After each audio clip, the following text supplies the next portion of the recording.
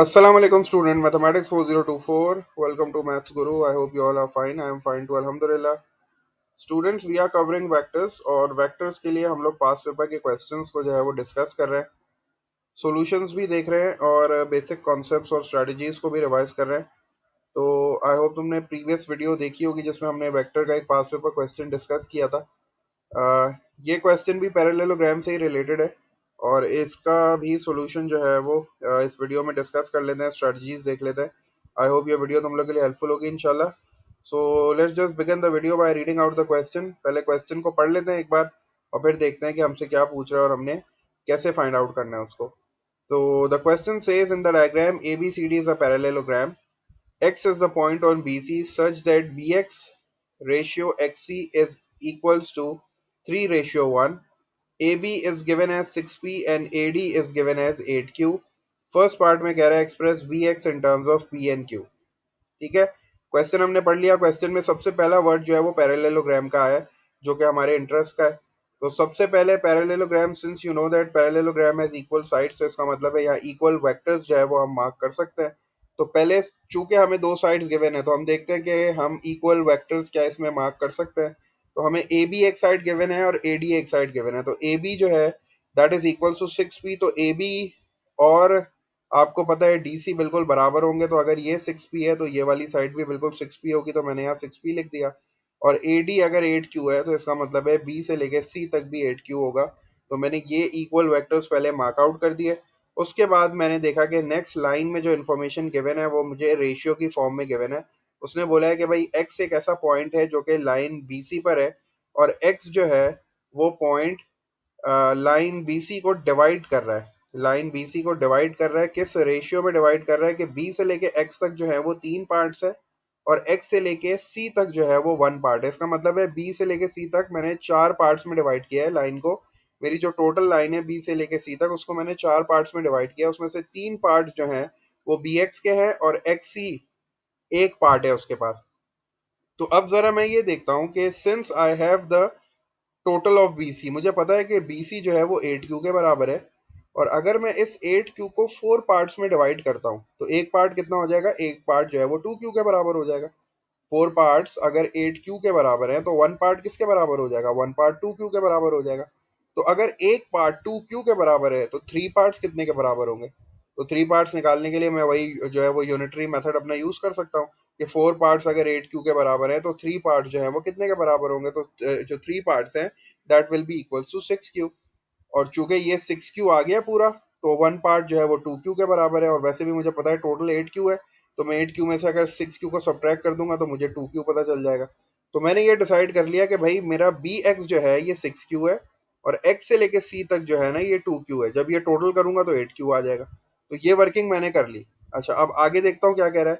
First part में वो मुझसे कह रहा है कि भाई फॉर्चुनेटली यही जो वर्किंग मैंने की है इसी से रिलेटेड वो मुझसे कह रहा है express BX in terms of PNQ। तो अब मुझे BX तो पता चल ही गया PNQ की फॉर्म में। तो BX कितना है 6Q, तो मैंने पहले वाले का आंसर लिख लिया 6Q। ये कैसे फाइंड आउट किया, ये बिल्कुल उसी तरह फाइंड आउट किया है कि इस तरह इसकी वर्किंग यहाँ करके दिखा देता हूँ कि इसके 4 पार्ट जो हैं ये 8Q के बराबर हैं। तो मुझे ये बताओ कि 3 पार्ट्स कितने के बराबर होंगे।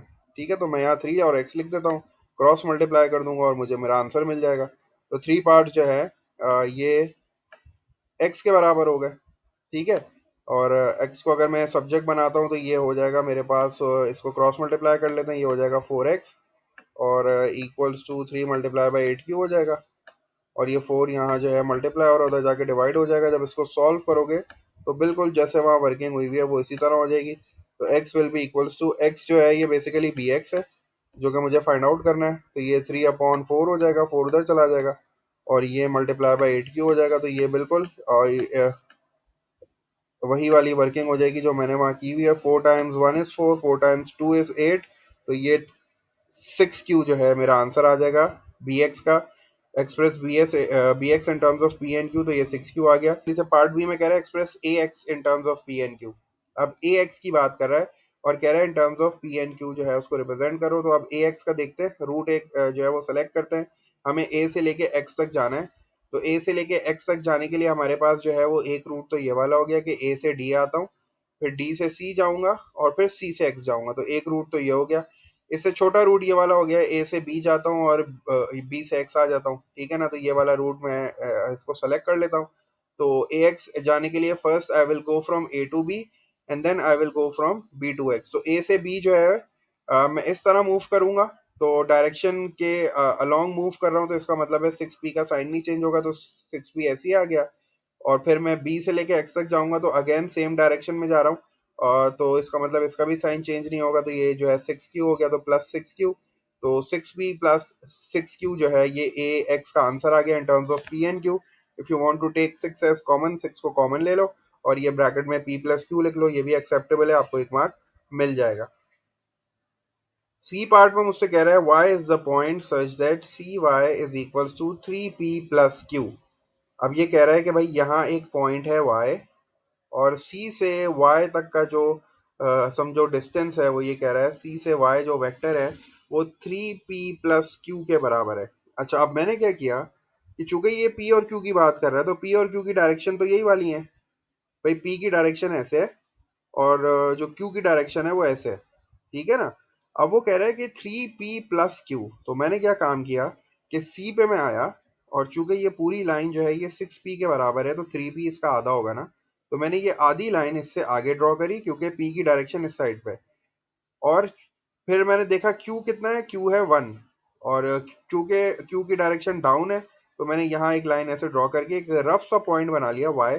मैंने कहा भाई y जो है ना वो इस जगह पे कहीं है, y जो है वो इस जगह पे कहीं है। तो c से लेके y तक का जो डिस्टेंस है ना वो बनेगा 3p प्लस क्यू। तो ये तो मैंने एक थोड़ा सा रफ काम कर लिया, ये क्वेश्चन में रिक्वायर्ड नहीं था, लेकिन ये कि मुझे थोड़ी सी अंडरस्टैंडिंग होनी चाहिए कि भाई मेरा y पॉइंट है किधर।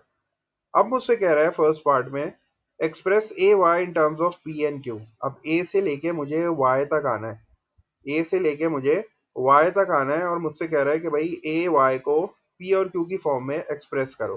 तो अब मैंने क्या किया, since I have to go from A to Y, तो मैंने पहले क्या किया कि मैं पहले ए से सी आऊंगा और फिर सी से वाई जाऊंगा। क्यों? क्योंकि सी वाई मुझे पता है, सी वाई मुझे पता है, सी वाई जो है वो 3p प्लस क्यू के बराबर है। और ए से लेके सी तक मैं फाइंड आउट कर सकता हूँ, क्योंकि ए से लेके सी तक का जो रूट है वो बन जाएगा A D plus D C. A से लेके सी तक का जो रूट है वो बन जाएगा A D plus D C. तो ये दोनों चीजें मुझे पता है, तो मैंने अपना रूट जो है वो यही लिखा, A Y is equal to A C plus C Y. अब ए सी मैंने कैसे फाइंड आउट किया, ए से सी आने के लिए पहले मैं ए से डी आऊंगा जो कि 8q के बराबर है, तो मैंने यहाँ 8q लिखा। और चूंकि इसी डायरेक्शन में मूव कर रहा हूँ तो पॉजिटिव है, और फिर डी से सी जा रहा हूँ जो कि 6p के बराबर है, तो +6p।